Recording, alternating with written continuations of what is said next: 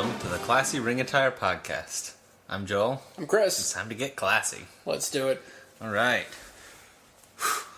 So, we've had two pretty good Raw episodes back to back. Yeah, all things considered. All Last things week was considered, better. Last week was better, but not every week could be like that. Well, no, of course not. This was, them building off of what they established last week. So, last week was a lot of the shock of it. This week we get more of the context. Fair enough. Well, Yeah. storytelling.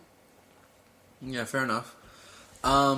This week, I mean, if we continued to get at this week level of quality with the occasional boost to last week, I'll be a happy fan. Absolutely. It's just weird because isn't this supposed to be the pocket of suck?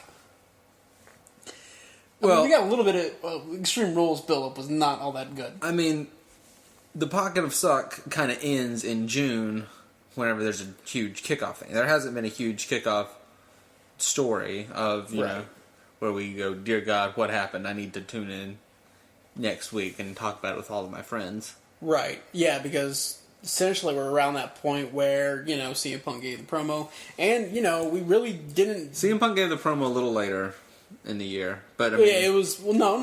It was the last week of June. Was it the last week of June? Mm-hmm, because the very next week was July 4th. I do remember it was right before the July 4th Yep. storyline. And there really wasn't that... There wasn't a big moment last year.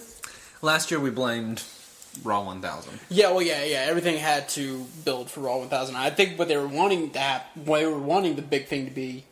Was CM Punk's heel turn? Yeah, and it wasn't that clean of a heel turn, because they really waited to fully pull that heel trigger until... Oh, Lord. It was around Night of Champions, whenever it was CM Punk versus John Cena. Yeah. No, it was a... When he showed up in Boston wearing Yankee pinstripes on his gear, Good heel move. Yeah. But, I mean, what it kind of has been in the past is right around that special June 3-hour show. Mm-hmm. It was... CM Punk was 1 or 2 weeks after that, and I think Nexus Invasion was actually on the end of the 3-hour show. Mm-hmm. But every week show is a 3-hour show now. Yeah.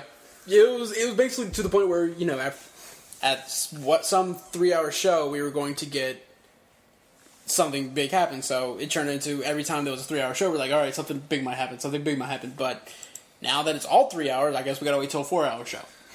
I don't want a 4-hour show. Then it would be WrestleMania. Oh, you're hurting me. Like of a standard 4-hour wrestling show that couldn't fit 10 matches. Like if a standard episode of Raw was 4.5-hour shows, I should say, that couldn't fit 10 matches. Oh, because of the pre-show. Just saying. If an episode of Raw was longer than your average pay-per-view, that would be horrible. That's too much wrestling. It's bad enough that every episode of Raw is the same time length as a pay-per-view. Your pay-per-view. Granted, we get more because there's no commercials, or no non-WWE commercials, I should say. Yeah, we totally get commercials in pay-per-views. Because I didn't watch the pre-show, but I heard about it through people. I think they actually had a commercial break during the pre-show match. Did they really? Yeah. Well, let's. Granted, it was a Sheamus match, so. So yeah, whatever. I don't care. You are just completely diving in headfirst in the I hate Sheamus department. Yes, this is the darkest I've ever seen you. The most against someone I've ever. I think it's the most against someone I've ever been. I really do. Wow. So. Wow, because usually everyone has that moment of okay, that was a little bit redeemable, but you're full on. Yeah, no, I mean, I'm trying to think if there's anybody I've ever been this stoutly against. Maybe Lawler for a while. Before the heart attack? Yeah. Yeah. I remember I was pretty much against Lawler. But even every now and then he'll say something and I'm like, alright, I really hate myself for saying this, but That was a funny line. Good job, Lawler. You got one. But that doesn't happen that often, but, you know, every now and then he'll say something that's actually funny. I'm thinking in, like, right post Cole Lawler stuff. Right. Where, like, Cole was starting to dial it back, and Lawler was not. Was not forgetting at all. Yes. Yeah. I think that might be, like, in those days, I might have been as against Lawler as I am Sheamus right now. I don't know. This might be a little bit more. You think? Yeah. From an outside perspective? From an outside perspective. I don't remember you stating on a weekly basis how much you hated Lawler. Like, with fervor, with conviction. I don't know. I'm so much more done with Sheamus, is the thing. Right. Yeah, oh yeah. I'm finding... And I'm pretty sure there's not a lot of people other than the famous Pussbot. Yes. The Pussbot 3000. Who Sheamus is. But it's not a human being, so technically it doesn't count. It's a Roomba designed to love WWE. Sheamus is the top 3 and it's top 5.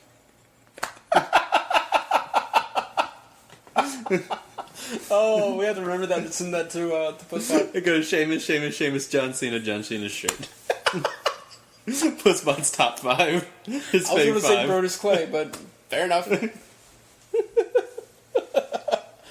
I had a nice little Twitter discussion with the bot earlier today because I was trying to find its weak point. I was like, yeah, you must be so heartbroken over all the times that the anonymous GM computer was destroyed, and it said it was a little bit, you know, because it was his role model, obviously. Of course. And then he was mad that that Hornswoggle came out and took credit for it because he obviously wasn't the genius behind it.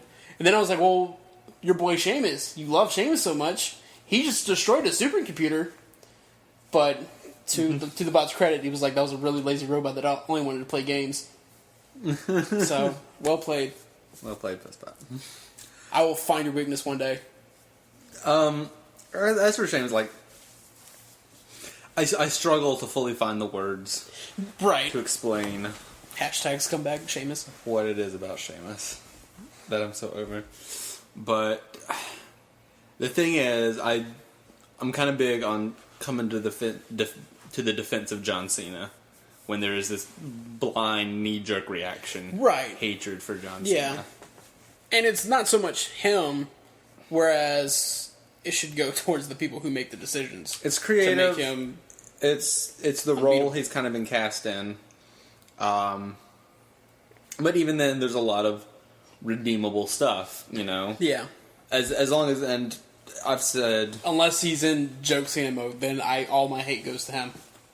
Sometimes he makes me laugh in joke Cena. There's a very few times, just like what I said about Lawler. Hate Lawler about 99% of the time. But every now and then that 1% gets out where it's like, okay, it's funny. Alright, fine. I'll laugh. I won't like it, and I'll hate myself about laughing at that, but fine. Yeah. Yeah, absolutely. But, yeah. I think it's that... I really don't. I dislike his mic work. Cena's? It's either overly inspirational or dad jokes. It's a lot of dad jokes, you're right.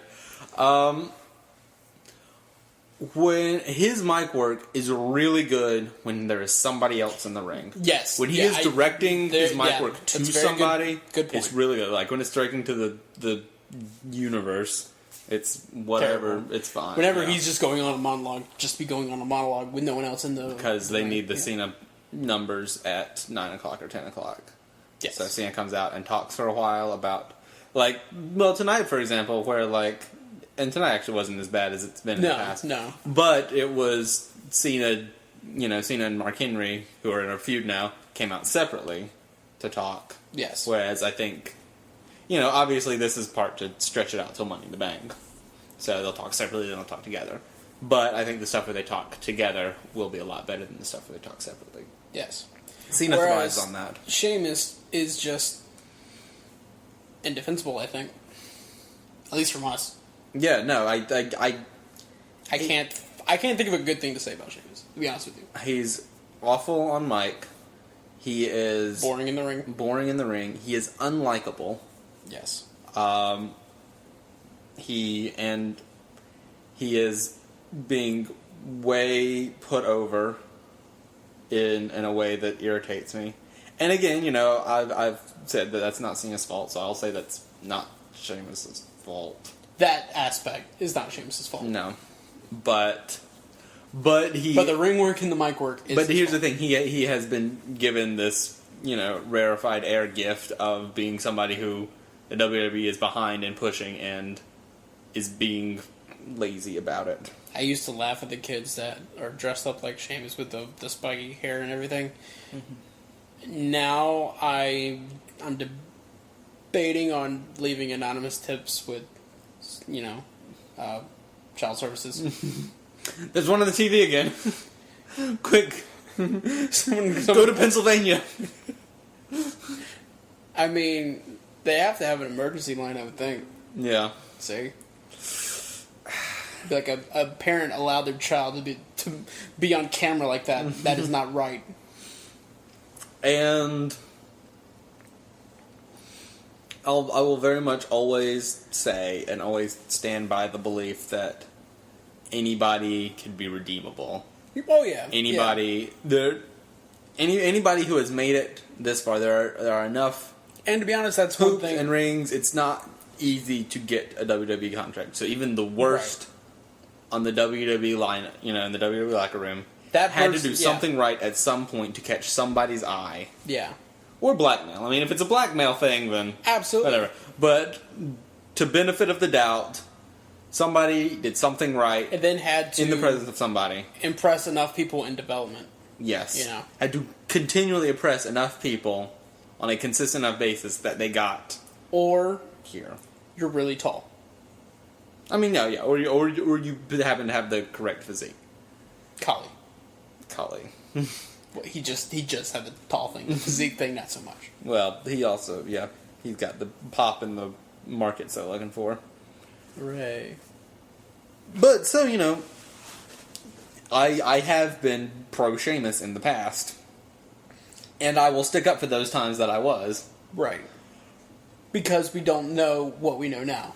We were pro Sheamus in the days where they didn't have as bright of a light shined on him for as long as it's been.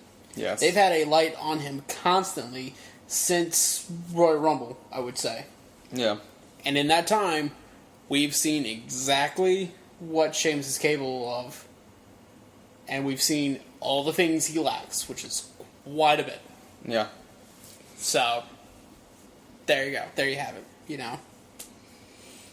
But that's what I like about us. That's what I like about our podcast. We're always very hopeful and willing to give people the benefit of the doubt and waiting until they show us otherwise. Yeah. You know, that's what I like about us. Well, I can't say a lot of wrestling fans are like that, to be honest with you. That's very true. Yeah, a lot of them is like, as the first impression, their judgment has been told right there. Is cemented in place. Well, I think about everybody I ever spent time disliking. Yeah. You know, and where they come on. Zack Ryder, a long time was a huge, like, JTG level butt of jokes kind of guy. And then, turned 180 around on him. Yeah. I maybe drank the Kool-Aid a little bit, but for a time there I was like, I could very legitimately believe that he will be WWE champion at some point in his career. I bought a Woo Woo Woo You Know It headband. You did. You know? That was like right in the height, like right in the middle of all that. Well, I'm saying, like, he was getting charisma and pop and, like, get the time in the ring. And then, one or two things kind of went the other way and he was off camera and now he's complaining about it. Yeah. Now I'm back to against Zack Ryder because I've had enough of his whining. Well, that's just me. I am put off by that as well. Right. He's resorting to airing his grievances in public rather than saying face to face to the people that matter about his grievances. And maybe he has, and we just haven't heard about that. Fine, but maybe he has, and still. But the thing is, what I really liked about Zack Ryder originally was that he wasn't getting what he wanted on, on any WWE TV. So he did. He went out and he figured out another way to grab attention. Right. And, and maybe that's what he thinks he's doing with Twitter. Maybe he's getting another way to grab attention. Yeah. But, but that's not, what, he was this fun, lovable, super cool, fun guy that was happy-dappy weatherman. So, hippy-dippy weatherman, is an old George Carlin character. Gotcha, okay, that makes more sense. Alright, I was like, what? Did Joel just have a stroke? That makes more sense, I remember. So, it's a, but he was a fun-loving guy kind of character. Right. So maybe, and there could be a really good character of a bitter wrestler who... If that's the case, then I will gladly eat my words. If this has been a slow character build. Yeah, but at the time... Or even if they take this very real thing and turn it into a character. Right. Where he's like, look at this. And there's totally... There seems to be a lot of that these days. Like, using that for character. They're using that for Ryback right now. CM Punk's basically was like that back in summer of 2011. Yeah. The bitter wrestler that's always been overlooked. Yeah, I mean, that's what Brad Maddox was for a little bit before. Well, yeah, but he was more in a comedic role. He quickly went there, but I'm talking about, like, very originally. Oh, okay. His, like, right after the why did you low blow Ryback thing. Like, his first promo was...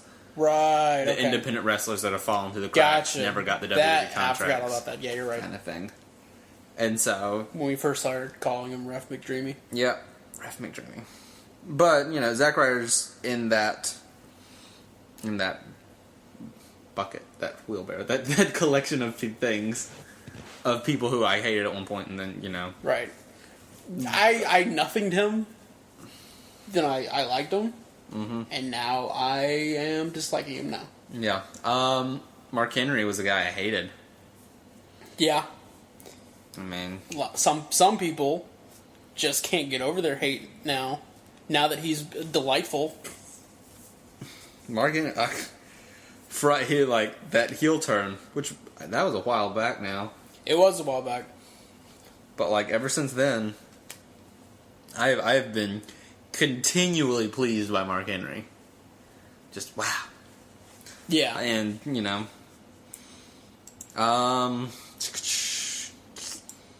going through R-Truth, I was super charmed by R-Truth at the very beginning. Really? I disliked him from the start. Yeah?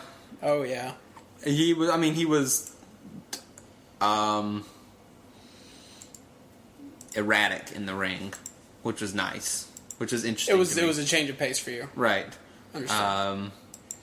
And so I like that, and then, then I kind of got bored with him. Then Crazy Truth came out.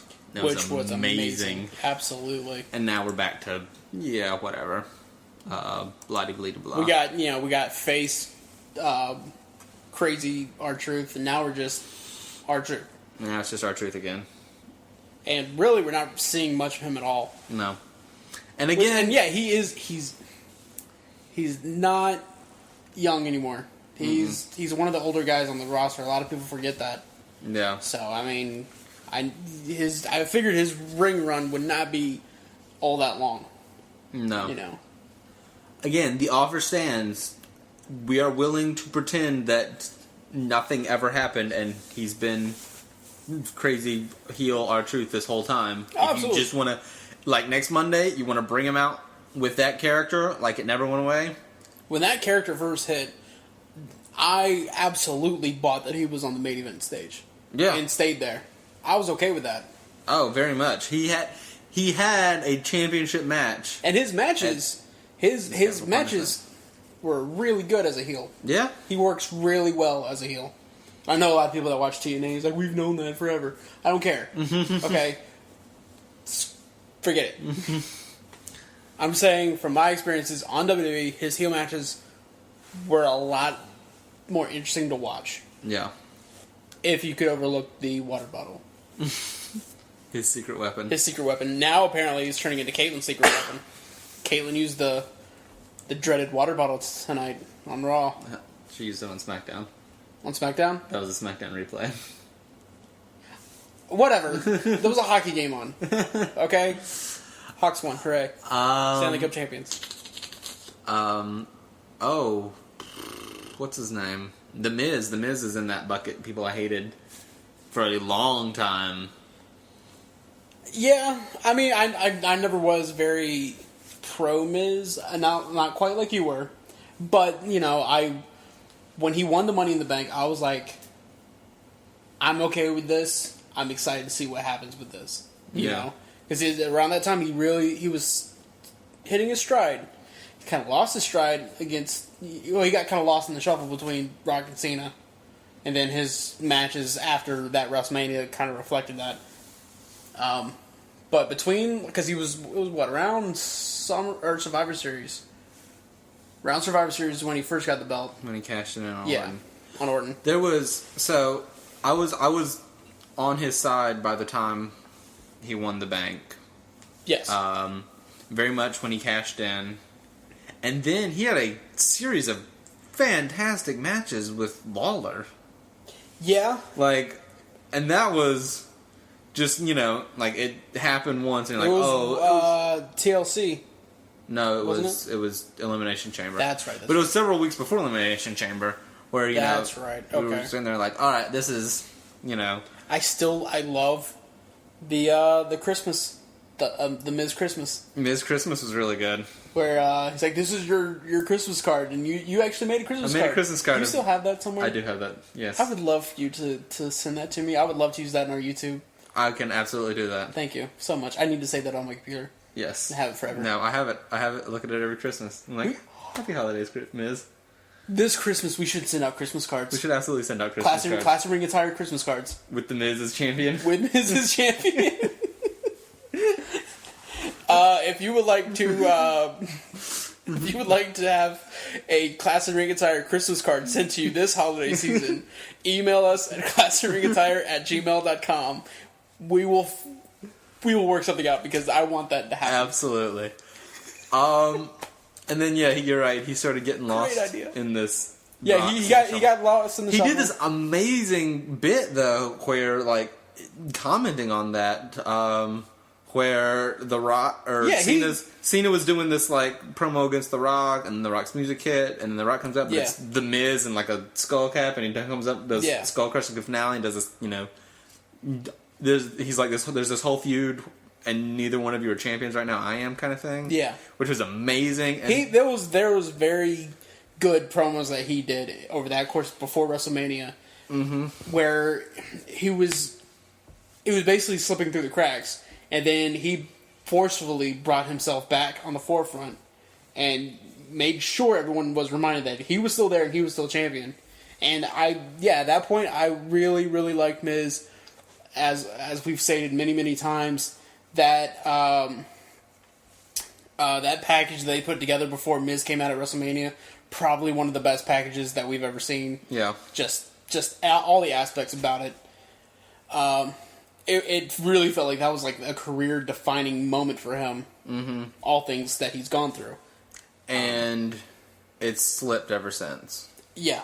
He won. I think they leaned a little too heavy on the Alex Riley thing. The Alex Riley thing kind of went to nowhere. Yeah, when that feud, they had good matches against each other. Mm-hmm. But then when they stopped that and moved on to other things, Alex Riley just disappeared completely. And Miz, he had a brief moment where he was all right with R-Truth, but he could have the Awesome Truth could have been great. Them doing R-Truth's theme song together annoyed the crap out of me. I mean, granted, R-Truth rapping his way down the aisle annoyed the crap out of face or heel. I didn't like it. The "You Sucked" rap or "What's Up." Yeah. Or whatever the other one. Get Crunk? Is that the other one? Get Crunk, yeah. Get Crunk. It was a different tune. And he always had whenever he did Get Crunk, he always had Eve come out and do because he was dances. In a mixed tag team with Eve at the time, something? It was really only just to have her come out and dance for that song. Well, it was because he was feuding with Ted DiBiase when he was with Maurice for $1 Million Couple. Oh, dear God. That's right. I remember the slap. That was a great slap. Probably the best slap I've seen in a while. Mm-hmm. That slap alone ruined Ted DiBiase Jr.'s career. Yeah. Because it was just all down from that. I'm again going to blame that on Brock and Cena because they basically fed Austin Truth to show how awesome both of those guys were. Yeah. And that goes on my chart of biggest waste because it really felt like they pitched this, Survivor Series, they will be on the same team kind of thing. Yeah. When you clearly would then make them 2 of the 5 members in the Survivor Series style elimination tag match. Oh, absolutely. But no, they're just going to be... What would have been great, what would have been really great, is Team Cena versus Team Rock. For Survivor Series. For Survivor Series? That would have been really good now. Or if they were just dead set on having it all on the same team, it could have been Team Cena Rock and Team Awesome Truth. Whatever. Well, that's what it was. Oh, but not having them as full teams? Right. Instead of just the tag team matches? Right. So, that... And yeah, that basically buried the team. And then, of course, R-Truth got his wellness policy violation, and that turned him phase on its own. Yeah. Because they had him... They wrote him off with Miz. So, yeah, and now Miz is... nothing ever made me dislike Miz still. Like, I know but a lot of of nothingness, really. Mm-hmm. It's not making me dislike him, it's making me nothing him. I think it's pushing a lot of people back into dislike default mode. It doesn't help that he took him a while to master the figure 4.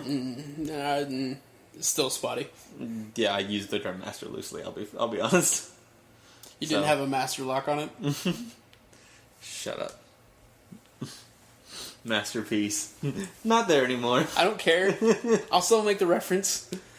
I'm trying to think if there's anybody else that comes immediately to mind in that. Oh. A lot of people went the other way, like Sin Cara, big splash at the beginning, and I was like, oh, I got nothing for this guy. I mean, Wade Barrett, big, yeah, here we go. No, I got nothing. I'm more of just not caring about Wade Barrett now. I was kind of pro him after he finally got out of the core. Yeah. Because in the core, apparently all of them are equal. You have to say that every time. Michael Cole sure did. So and you emulate Michael Cole in every aspect of your living? Well, he burned it into my brain, so every time you say the core, you have to say, well, in the core, apparently everyone is equal. And you have to say it with the right inflections. I hate myself, and I hate Michael Cole for doing that to me. But after he finally was not in a big stable... I was going through our old stuff, just because... apparently we used to call the core Communist Nexus. Since it was made up of Nexus people, it was all about everybody being equal and the colors were red. That was brilliant. I know, right? Wow. We were so smart back then. So I was like, oh yeah. So... Which one of us came up with that? It was probably me. Alright. It was in one of my old articles, so... Oh, okay. And then To be fair, my best material comes from my articles, too. Yeah. So, we'll go with that. Alright, fair enough. Carry on with your Wade Barrett. Well, I was just going to say, once he was not in a big stable, I was a little bit more like, alright, I was more all about him. And when he won, I think it was a U.S. belt. Intercontinental, yeah. I was like, alright, maybe we can do something with this. He was fast. I think he won it still when he was in the core, which made that might have been it. Because I remember Ezekiel Jackson celebrating with him. Yeah, then he won it whenever we broke up. Yeah. But yeah, he was just one of those guys that he just was the unfortunate victim of injury, and he never. It felt like he was right on the edge of a big breakthrough for him. No, he was like perpetually pushed up against that glass ceiling, never able to break through. And they were like we remember rumors that they were going to bring back the Money in the Bank match at WrestleMania just for him to win it. Yeah. And then whenever he got hurt before WrestleMania, they just cut it all together. Well, it seemed very much for a long time like it seemed like perfect sense that Randy Orton was the feud to get this guy over, and like that feud kept having like stumbles and false starts to the point where like we were because Randy Orton got injured a bunch of times. That was also the infamous elevator camera match. Yeah. But the thing is, like, the feud would start, and then one of them get injured, and then the feud, they would get better, and the feud would start, and the other one would get injured, and the feud would start, and then Randy would have to go away. Really, really weird time for Randy. Like, that happened, he got hurt. He also, around that time, I don't know if it was before or after, he had a small feud against Cody Rhodes that never resulted in them fighting on pay-per-view, but they fought on SmackDown constantly. Yeah. And there was one time, like, Randy Orton clocked him with the ring bell, and it just gashed Cody Rhodes' face, and, like, a lot of blood came out. Well, but, like, the end result here is, like, we're already tired of a Wade Barrett-Randy Orton feud before the feud ever actually happened. Cody might be another guy. I mean, we don't hate him, but we're just very indifferent about him now. And we were very pro-Cody, you know, a couple years ago. Yeah. No, Cody was... Especially after he dropped the clear face mask. Yeah. At that point, it felt like he was really, really onto something.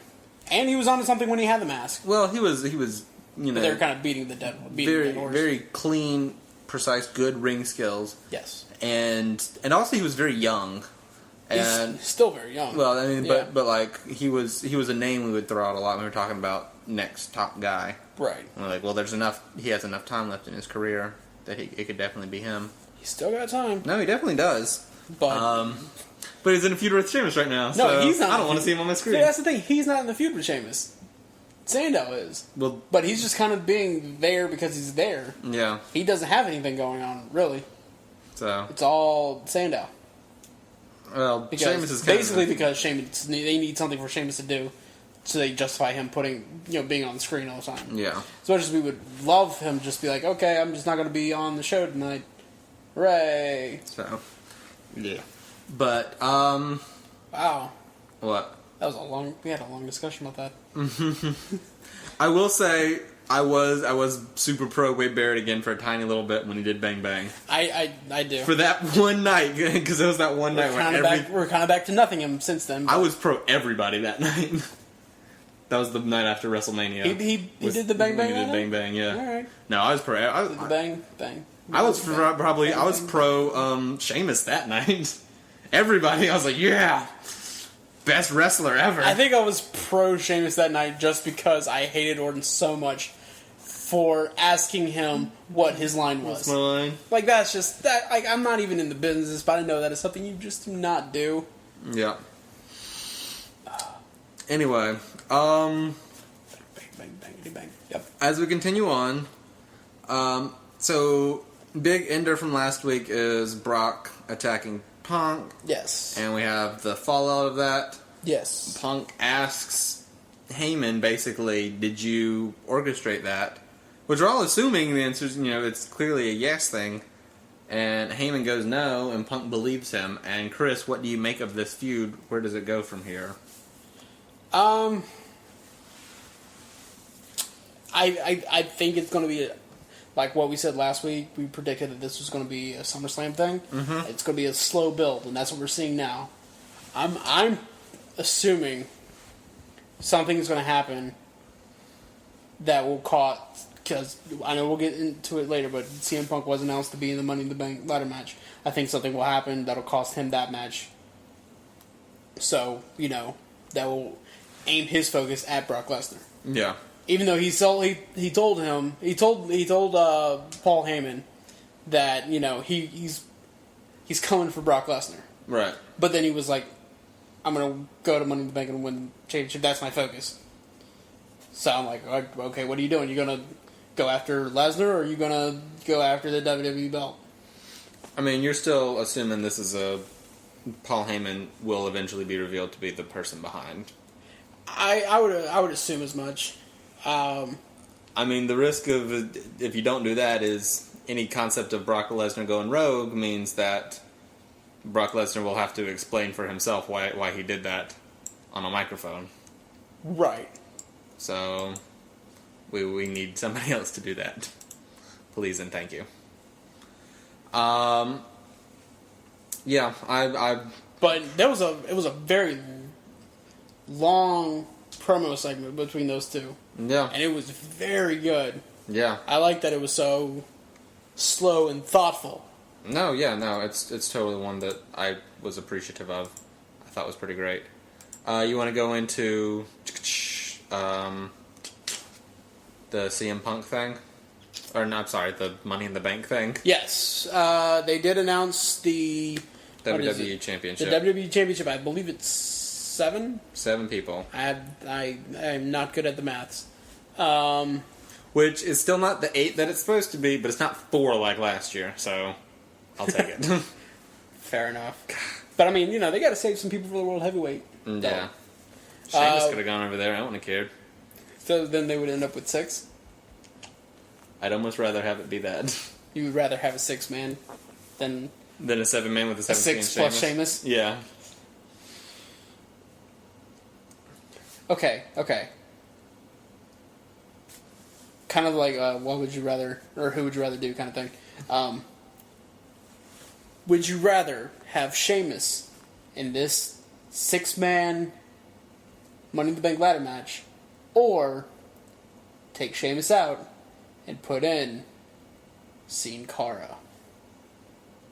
I'd absolutely rather put in Sin Cara. Really? I figured you would at least debate it in your head a little bit. Because I have no faith in Sin Cara winning because he would clearly be there to do a high spot. So you're afraid this whole match, I'm going to be worried that Sheamus wins. Okay. I understand. Very good point. If Sin Cara was in there, I'm like, he's clearly there to do a high spot Kofi style. Okay. He's not winning that match. Sheamus might win this match. Very fair point. Okay, so here is the participants. We got CM Punk, Daniel Bryan, Randy Orton, the aforementioned Sheamus, Christian, Kane, and the returning Rob Van Dam. Yes. Your initial thoughts? Other than Sheamus, we know your thoughts on Sheamus. Yeah, that's my initial thought when they announced him. Because they announced him in the order of CM Punk first, Daniel Bryan, then Sheamus. So it was like yes, yay! Yes. Oh, okay, never mind. Okay, thank you for bringing us back down to earth. And so with the Sheamus announcement, honestly, initial thought was, I'm going to worry this whole match that Sheamus wins it. Yeah. I'm very actively cheering for 6 people in this match. Yeah. There's no Kofi, which is interesting. Well, Kofi's still injured. He had surgery. Yeah, but I assumed that he would be... Yeah, from my understanding, he'll be out longer. Wow, alright. Yeah, that's probably why there's not 8 guys in this match. Yeah, fair enough. Shelton Benjamin's still out there somewhere. In the independents. Yeah, you call him back just for this? Same with MVP. He's also a free agent. Mm-hmm. I'm guessing that Rob Van Dam will do a nice high spot to replay a lot. Yeah. I do not think that he will win it. No. Boy's already got 2 strikes against him before he even gets back in the ring. Yeah. They're not going to risk that, no. Same with Randy Orton. It's odd to think about that Randy Orton has the same amount of strikes as Rob Van Dam. Yeah. I would say... I think Daniel Bryan has the best shot at winning. Yeah. Especially the way that they are building him lately. It was one of the things that it was a fact that seemed a little bit overlooked. Daniel Bryan victoriously closed out the show this week. Yeah. And the fans were going nuts. My mind has a hard time wrapping around that fact because it's something I never thought I would see. No, it's... I mean... Granted, this is the time of year where WWE's a little bit more willing to take, they're willing to make a few moves that they normally wouldn't do, just to see what would happen. Right. Well, they're not building up to WrestleMania right now. Right. So they know in the future, okay, we could build with this guy or this guy, not this guy because we already tried that. Yeah. This is as we feel like we're leaving the PG era of wrestling, and even if they're not specifically dropping PG, it feels like we're in a different.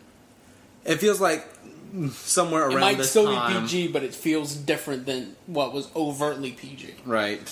It feels that when it's looked back upon in history now to the recent times to the near future will be the time that is viewed as a transition time of eras after PG. I would be more and I know this is probably not going to sound like a great title, but I would categorize what we're experiencing now as more of a reality era. Reality. That's what it's. Yeah. Like the curtain has been pulled back way more than it's ever been before. Yeah. You know, and that's really what's shaping a lot of the stories now. And it goes back to CM Punk, to be honest with you. I mean, part of that will be, if we go to an era down the road, 6-7 years from now, where that is not the case anymore, where it's very much storyline, or if that's just the norm now because of the internet, which is totally possible. What they're doing now is a lot smarter, I think, because of the internet. Because the internet, they're going to do whatever we're on the internet. We're going to do whatever we can to find out what they're going to do next. Right. Because we can't wait. Right. We can't wait. We always want to know what's about to happen. That way, when it does happen, we're like, I totally knew that was happening. It's just a rush, that feeling. So I think the way they're going about it now is they're trying. They're not really ever going to be ahead of the internet, to be honest with you. Yeah. But they're at least right now on pace for the internet. You know, it's very hard to surprise people anymore. Well, and I think before when they were in the straight up PG era, internet was so far ahead. Yeah. They knew everything before it was happening. Well, I mean, that, however, is part of the problem with the whole twice in a lifetime storyline. Is not that I don't think they didn't execute it well, because they told the story the way that we all felt they should have told the story. But the problem is we knew about it, 6 months down the road, we knew how it was going to play out. Right. And so it was literally just sitting there, watching this movie you've already seen because, and it's just waiting for it to happen. And you had to wait 6 months for it to fall. That storyline would have worked a lot better if there was no internet. No, it totally would have. Yeah, like this was a Hogan or Attitude Era, type of match, really. Mm-hmm. Because we got that. We got Hogan versus Rock, where they essentially, it wasn't a 2-year, it was just a one-time thing, but essentially got the same end result that they were desiring for Rock and Cena. Didn't get that reaction because people were unsatisfied with the build-up. People were unsatisfied with the match even happening. Then the match happened, and they were unsatisfied with the match and the people involved, and so it was a no-win for them from the get-go, really. It was good. It was good that the first match was in Miami. Yeah. Because that's a guarantee that they're going to get a positive reaction, especially with Rock winning. They're not going to win that battle in New York. Yeah. The crowd is too smart. They're too anti-Cena. That's true. And they're really, they're kind of up and down about Rock. Yeah. Especially because the majority of the fans that go all the way out to WrestleMania, they're going to be smart fans anyway. They're going to be European fans. They're going to be fans that just they try to be one step ahead of everything. So, I think if they were in a more, I guess, pro kayfabe town, I guess. Yeah. Which I don't know. They could have gone to Boston or something. Maybe. I don't think Foxborough would be a very good. Early April. Well, it probably wouldn't be as good as. I'm thinking weather-wise. Oh, they did it outside in New Jersey. Well, I know. I was like, it's not that different. We made Diamond Cutter jokes for like 2 months. We did, but I think the arena, the new stadium in New Jersey was probably a lot better than Foxborough. Yeah, fair enough. My point with the talking about the era thing, though, is that it's. Sorry, I just went on. I know you totally derailed me. I'm so sorry. It's a talk show, okay? We talk. Shut your face. My point is that, and this also comes from a little bit from what CM Punk's promo this week on Monday Night Raw, is that it feels like this is an era of guys who weren't supposed to get over. Right. CM Punk is very much a top guy right now. Is a solid, solidified top guy. Will be top guy for the rest of his career. Mm-hmm. I think Daniel Bryan is fighting against, insurmountable behind-the-scenes odds, it seems. I mentioned it a few weeks ago in one of my articles. It was just like, every time Daniel Bryan got over the fans, he got a new gimmick, or he got a new something just to crush him back down. Right. And he would take that and make it a million times better. Like, Team Friendship should not have worked. No. That on paper. No, that is absolutely something that was like, let's make sure Daniel Bryan is stuck in mid-card forever. And just think, they were this close. Instead of doing Daniel Bryan and Kane, they were almost about to go with some sort of something involving Charlie Sheen and Daniel Bryan. Yeah. Remember that? Yeah. But they went more with Kane. See? Such a smarter idea. Well, such a better idea. Well, yeah, I think they kind of backdoored into it. Yeah. But, that's the thing is, like, Daniel Bryan, went from nothing and has, just through sheer Daniel Bryan-ness, become insanely over. Oh, yeah. That's why I think that if Zack Ryder would literally just go back to being quirky, fun-loving dude Zack Ryder. Yeah, he would basically be stuck in that role for forever and be in that mid-card. He would be like Kofi Kingston. Yeah. He stayed in that character. Kids love him. He always gets a decent pop from them every time he comes out, and that's basically going to be where he stays. Unless he comes back as heel, then by all means. Yeah. So, it's a time where I think we as fans, and as a mass fan community, not you individually or me individually, right? But as a mass fan community, have more say than we have before over who gets to do what where. The shows are live, Raw and TNA are live, SmackDown's not, but, these shows are live. They can't edit your boos or your cheers. As much as yeah. As much as they try and as much as they want to. Right, as much as they do it on SmackDown. Awareness of, Ring of Honor and other smaller independent stuff, independent wrestlers. It's a thing now, and, it's getting harder and harder to ignore it. WWE knows where those message boards are and where, oh yeah, the chat is happening. And so, and I think the majority of that chat will always be, and you follow you follow the hashtags on Twitter, there are plenty of marks that, will absolutely be like, Sheamus best for life, bro kick, fella, hooray. Puss butt? Yes. Yes. There are plenty of real life puss butts out there. They're spreading. Blair, what have you done? But you can be loud enough. Oh yeah. And so I hope that's a good thing. Yeah. Yeah.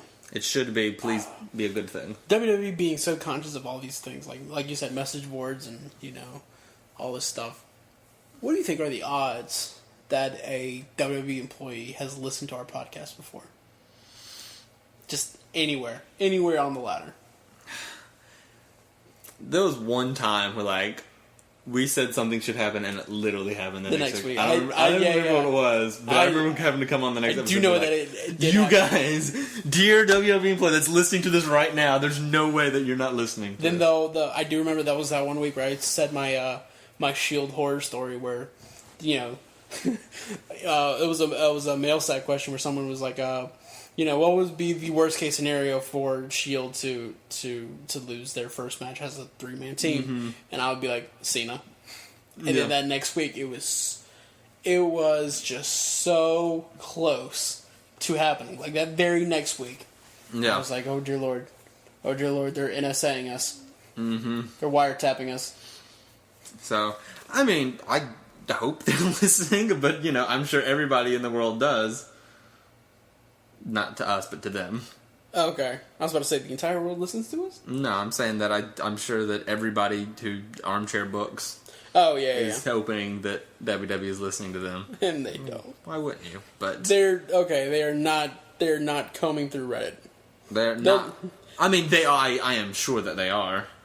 Not looking for things, but I am sure that they are aware of... Not looking for things? Then what are they doing?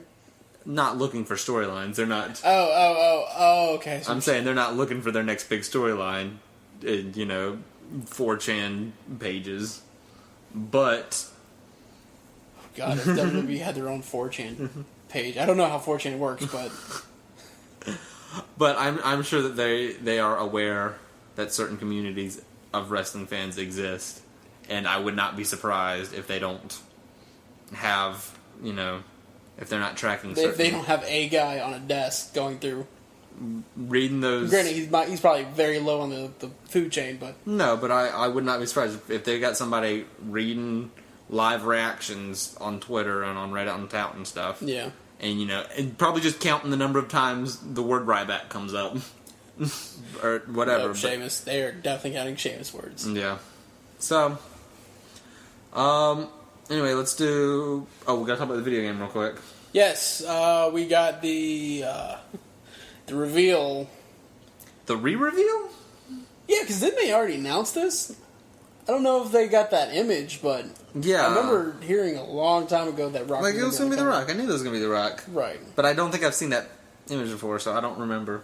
But I totally could have, because it's a very generic image. Not even Rock, not even Rock wrestling, not Rock posing with a belt or just him yelling into a mic. Yeah. Assuming the position as he said. I mean, that's the thing, is like, I could have seen this picture before. I don't know. It's a very generic picture of The Rock. God, I just want someone to Photoshop that microphone out of the picture and just add something obscene instead. Yeah. That thoroughly describes my feeling towards The Rock. Are you planning on getting this game? For the sake of this podcast, probably. Yeah. I mean, okay. WWE 13 should not have been a good game. And it was a decent game, gameplay-wise. But you can only ignore the graphics so far. For so long. A lot of us had a lot of high hopes whenever... after... when THQ went under, they got picked up by 2K... by 2K. Mm-hmm. And we're like, okay, 2K does decent games. I have the NBA 2K13, and I love the game. I really like the graphics as well. I was like, okay, we've got a chance. And they put out the trailer, the first trailer for the video game, and the graphics are exactly the same, if not worse. Yes. Than last year. And this is also a year where brand new consoles are coming out. Yes. Okay? And granted, they specifically said Xbox 360 and PS3. Mm-hmm.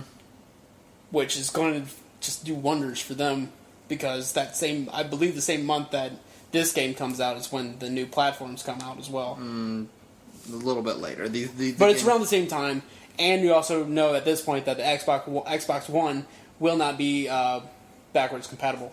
Yeah, because they're upgrading to a Blu-ray drive. That's true. So there's that.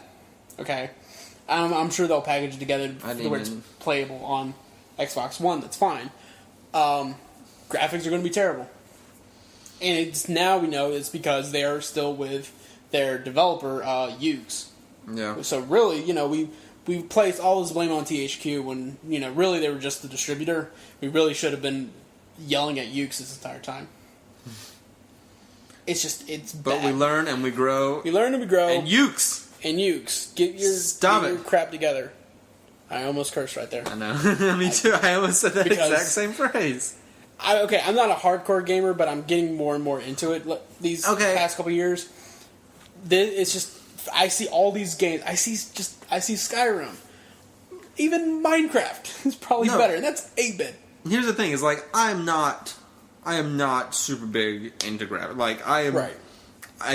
There's a faction of gamers that is the number one aspect is graphics, high quality. That's matters. Right. That's not at all how I play games. No, yeah. Like a lot of actual true gamers, they'll mention, graphics is crap, but the gameplay is good, and that's what makes the game. Like, I'm sure the graphics for Star Wars Battlefront 2 aren't great. No. I mean, they were great for the time. They're great for the time. Now, of course, they're aged, but it's still a great game. The thing... And that's covered 13 for a while. The gameplay was really well done. Well, the thing with 13 is that the gameplay is for a game that has better graphics than WWE 13 has. Yes. The interaction of the characters is that of such that cannot be represented with the graphics that they have. They're implying interaction with the wrestlers that is not physically happening on the screen. If that makes sense. Go in a little bit more detail, so I'm following you, if you can. Okay.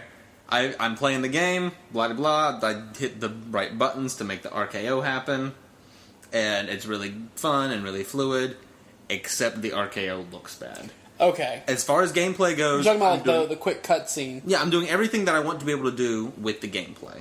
Okay. But the graphics are not representing what I feel like I'm doing. Okay. Okay, you're saying as far as like the moves as they hit, they don't look...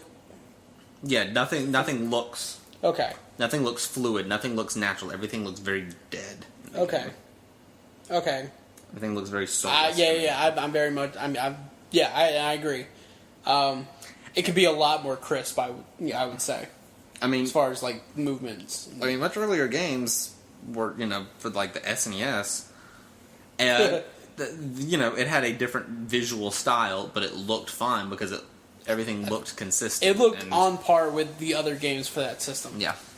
This, if you compare it to really any game, and we'll stick with sports, because that's probably what it's closely would resemble. As long as they keep spitting one out every year, that's, pretty much, that's the model. You're right. And now we can compare it to 2K games, specifically NBA 2K, their franchise. It is incredibly under. Yeah. Under all of that. And then miles and miles behind all the stuff that EA is doing. Someday, I'll have a WWE EA game. It might be a while because they're under contract with 2K now. I know. So we might. Well, apparently 2K is fine. It's Ukes that I'm mad at. Right. Oh, absolutely. I didn't know. Yeah. So. Didn't know as much about the gaming world. We were forced to care with this. Yep. But, moving on. Moving along. Is there anything other that we need to cover? I think it's time for the other thing that is what is happening now. And what would that be, Joel? Email. The what? Email. It's time for the... I can't even do the line. That's right, it's time for the mail sack. Mail sack. Mail sack. Why is there hair in this mail sack? Mail sack. Mail sack. Let's all go inside. And we start off. This comes from our great friend Blair. He wants to know, is Jack Swagger gone forever? Kind of hope so. Yeah, I guess. Like, this new character of his was supposed to kind of, like, inject new life into his wrestling career, and he promptly smoked it away. Weed the people? Weed the people. Like, his manager's now working with Cesaro. Which, he's mentioned, these would make a great team, and while Swagger's gone. I'm assuming, like, they're saying, Swagger's... I'm guessing they're saying Swagger's hurt and he's taking some time off or something like that. I'm assuming this is their quiet slap on the wrist for that DUI. Swagger has never clicked with me. No. I feel like I've seen him start and stop and faults and blah, blah. From his days in the revived ECW till now, and now he's fallen flat with me the entire way. Yeah. So, our answer is, we hope. This comes from Neil, and probably the most confusing thing. And Neil, I talked to Neil before this, and he's like, I was going to send you guys something obnoxious for the mail sack. Well, mission accomplished, you jerk. He asked for what A and B is the statement A less than X, which is less than B, equals CM Punk true. Does X mean CM Punk here? I don't know, but the A less than X less than B equals CM Punk. Yeah. I'm assuming that means CM Punk. I mean, either the X So could what mean CM is- Punk or B could equal CM Punk. But No, he wants to know what B no, is. because there is a less than between X and B, I know. so they're not two separate things. I'm assuming CM Punk is the X. CM Punk's supposed to be X. Okay, I think this is a poorly worded math problem, Neil. I think so too. Stick to your historian-ness. But so, yeah. So, what is less than CM Punk? Most Just things. about everything in the company. I would say everything in the company. What is greater than CM Punk is two CM Punks.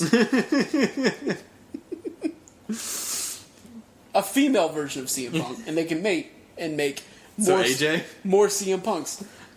AJ's okay. I don't think she's the full-on female version of CM. AJ back in the day?